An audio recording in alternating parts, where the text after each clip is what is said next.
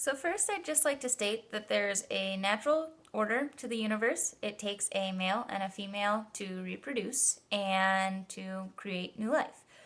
So yesterday it was brought up in discussion, and then I read online an account of a woman at a Planet Fitness gym who complained to management because there was a transgender male in the female locker room because he identified himself as a female, and the woman's membership ended up being revoked because she was talking with other gym members about it. And since Planet Fitness says they're a judgment-free zone, they said that if somebody identifies as a female, that they can use the female locker room.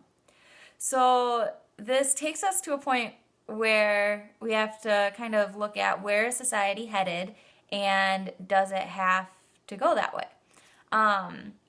First off, I would be on the side that, with the people that would agree of, I probably would have just canceled my membership.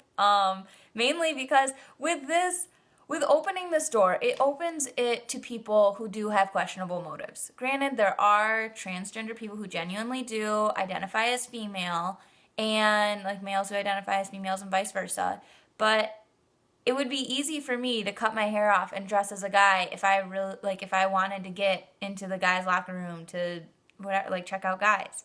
So it opens that door for men to do that for women and women to do that for men, and that crosses boundaries. And so when we look at the body, I haven't read Theology of the Body, but I've heard enough about it and I know a summary. So when we look at the body and understand how God has created us, when we begin to examine these sex changes or these hormone therapies that prevent children from entering puberty so that they don't have this emotional wreck when when their voice lowers, or when their boobs start to grow, or anything, when we start repressing those things and modifying the body against how we were created, we then make ourselves God, which is pride.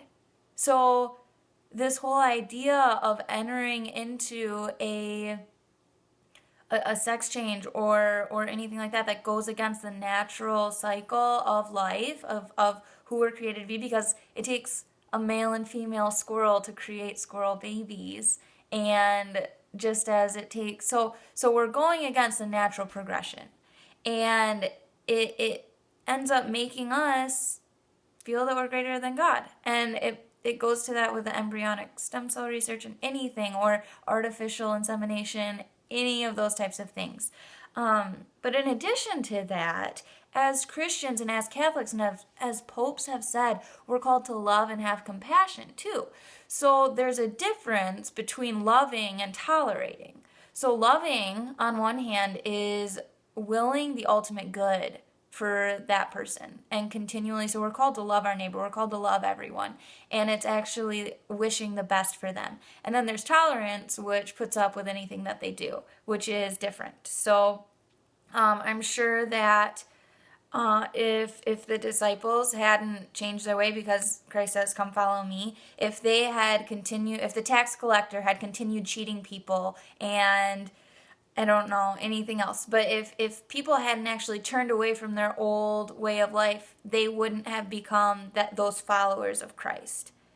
Because whenever Christ heals anyone, whenever he does anything, he says, "Turn away and follow me," turn from your life of sin and follow me. And through that grace that's granted, we're able to turn and live a life of fulfillment and live in a way that's happy and joyful, while denying those things that are so counterproductive to us going along with the natural cycle of life. So today at Mass, in church, they talked about the Samaritan woman at the well and how Jesus asked her for water, and how she said, "What are you doing talking to me?" And he talks about how he's the living water, and how he is the one, "If you come after me, you will never thirst." And in talking, like Mother Teresa, she had written the "I thirst," and talking about how much Christ thirsts for us, to long after him.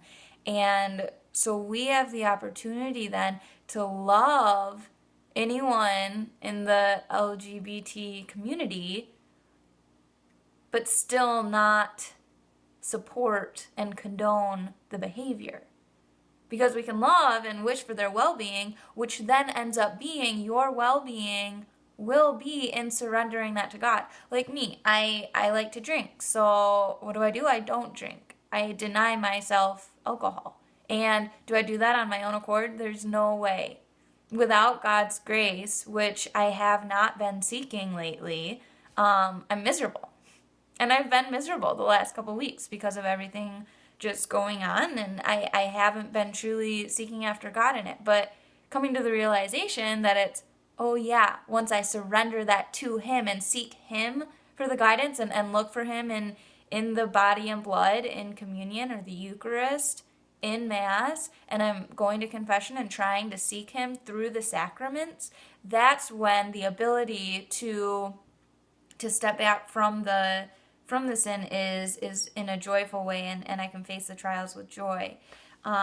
Additionally to that, C.S. Lewis in Mere Christianity, he talks about the law of nature, and he talks about how we have societal norms, and we have these things around us that we're just, it's kind of an expectation of how we're expected to behave. And I know that with the society that we have now, we're expected to question our sexual interest. I know that I was pretty much, when I was in college and everything, it was, well, why haven't you dated a girl? And it's just like, well, I like guys. But it was looked down upon that I hadn't at least tried it because, well, who knows? But it's against the natural order. And when we look at tradition and everything else, back to arranged marriages or anything like that, back before technology has come to where it is today, which it has never been this advanced, we see a totally different lifestyle and a totally different mindset in society. So I don't know if we're going to go to having gender neutral locker rooms or what exactly we're going to do, but I just hope and encourage anyone who doesn't agree to speak out and just continue to pray and to love, but to understand that difference between loving and tolerating and just moving forward with a genuine interest in well-being, but also understanding fully what that is. Because, even like alcoholism, it's a disease of the mind. It's a psychological issue that I work through continuously, and it's not easy. But it's a very similar thing, because if I were to pursue it, then I wouldn't. It would ultimately end up killing me. Probably, I don't know, but it could. I know it does other people. So, yeah. But that's basically all. Love as God loves us, but also just understanding that His grace grants and can give miracles. So I hope you guys have a great Sunday. I'll look forward to seeing you again next week.